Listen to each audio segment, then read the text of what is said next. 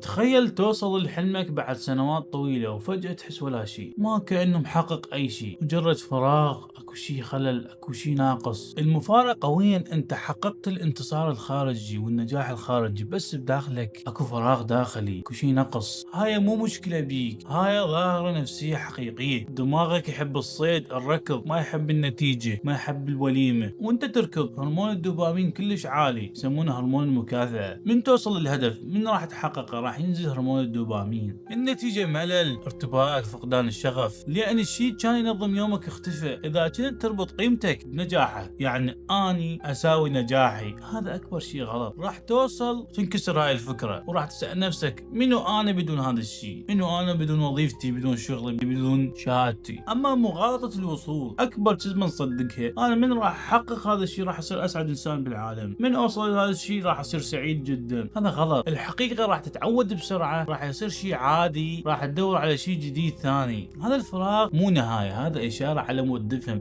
كنا نسوي وكنا تاركين وهاملين بذاك الوقت الأشياء اللي ما مركزين عليها، مجرد بس نسعى على مود نحقق الهدف والغاية. يمكن تكون أنت مرهق، تعبان نفسيا، تعبان من المواصلة بالشغل والعمل وهاي السوالف، أو مضحي بحياتك في سبيل العمل، في سبيل الوظيفة، في سبيل أي شيء، في سبيل الشهادة، وعايف علاقاتك مضروبة بوري، وعلاقاتك الاجتماعية تعبانة، أو جاي تعيش حياة مو إلك، جاي تشوف العالم شلون عايشة بالإنترنت بالسوشيال ميديا وأنت تحاول تقلدها بسبيل التقليد فقط. الحل على مود ترجع التوازن لحياتك البسيطة. أول ما نبدأ بتغيير الروتين، نغير روتيننا، نكسر الروتين، ما نبقى على نفس الروتين يوميا، نطلع طلعة أي شيء نكسرها. ثانيا، أشكر نفسي لأنه وصلت لهاي المرحلة، وقدر اللي عندي. ثالث شيء، أتقرب إلى الناس، تتعامل مع الناس إنسان لإنسان، مو مجرد موظف أو شيء ثاني. أوسع علاقاتي الاجتماعية. رابعا، أسوي الأشياء اللي أحبها، الأشياء اللي ما تحتاج تقييم، والله هذا نجاح مو نجاح. أسوي الأشياء اللي أحبها حتى لو كنت ما أعرف لها. وتسأل نفسك بالأخير، أنت منو من ما حد يباوع عليك.